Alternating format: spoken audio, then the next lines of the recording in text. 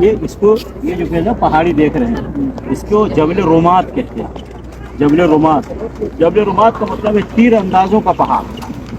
کیا ہے؟ رسول اللہ صلی اللہ علیہ وسلم نے 50 صحابہ کرام کو اس پہاڑی پہ رکھ دیا اور کہا کہ جب تک میرا آرڈر نہ آئے اس وقت تک پہاڑی سے اترنا نہیں۔ اب جنگ شروع ہوئی، کفار و مشرکین بھاگنے لگے ہیں سب کو چھوڑ چھاڑ کر کے۔ اب صحابہ کرام میں سے کچھ صحابہ نے کہا اب ہم لوگ اترتے ہیں، یہاں رہنے کا کوئی فائدہ نہیں ہے۔ انہوں نے اچھا ہی سوچا، یہاں رہنے کا کوئی فائدہ نہیں، چلو اترتے ہیں اور نبی صلی اللہ علیہ وسلم کے صحابہ کا ساتھ دیتے ہیں، نیچے وہاں ضرورت ہے۔ تو عبداللہ بن جبیر رضی اللہ تعالیٰ عنہ اس 50 صحابہ کے امیر تھے، یعنی وہ ذمہ دار تھے۔ انہوں نے کہا مت جاؤ جب تک کہ اللہ کے نبی صلی اللہ علیہ وسلم آرڈر نہ آئے۔ بہر کے اب اتر گئے اکثر صحابہ، اب اتر گئے تو اس وقت کفار و مشرکین کی فوج میں خالد بن ولید رضی اللہ تعالیٰ عنہ تھے، سمجھ گئے۔ انہوں نے دور سے دیکھا کہ پہاڑی خالی ہے، جو نبی صلی اللہ علیہ وسلم کو خطرہ تھا وہی ہوا۔ وہ خالد بن ولید رضی اللہ تعالیٰ عنہ پیچھے سے آگے اور اچانک وار کر کے اب صحابہ کرام تو اب جانتے جب پتہ چلا کہ کفار و مشرکین بھاگ چکے ہیں تب سب کوئی بیٹھا ہے، کوئی آرام فرما رہے ہیں، کوئی کچھ۔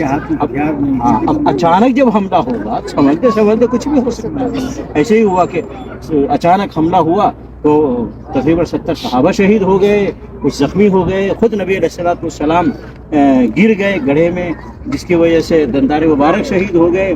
پھر نبی صلی اللہ علیہ وسلم پہ وار کیا گیا، نبی صلی اللہ علیہ وسلم کو چوٹ آئی۔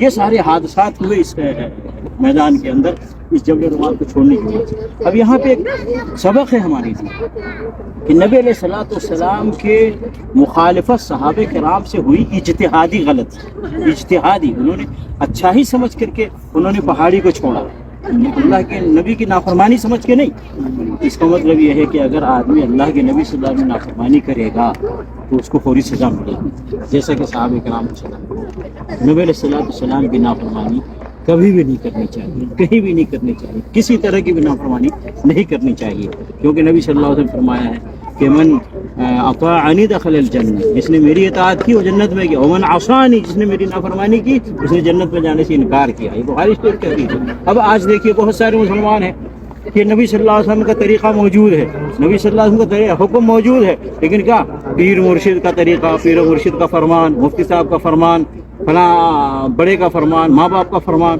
اس کو دیکھ کر کے لوگ چلتے ہیں اور نبی صلی اللہ علیہ وسلم فرمان کو چھوڑ دیتے ہیں۔ تو بتائیے آج مسلمانوں کو سزا مل رہی ہے تو کیا کوئی تعجب کی بات ہے؟ ہم نبی صلی اللہ علیہ وسلم کی نافرمانی نہیں کریں گے کہیں بھی ہو، چاہے مفتی صاحب کی نافرمانی ہو جائے، پیر و مرشد کی نافرمانی ہو جائے، ماں باپ کی نافرمانی ہو جائے، لیکن نبی کی نافرمانی کہیں نہیں ہونی چاہیے۔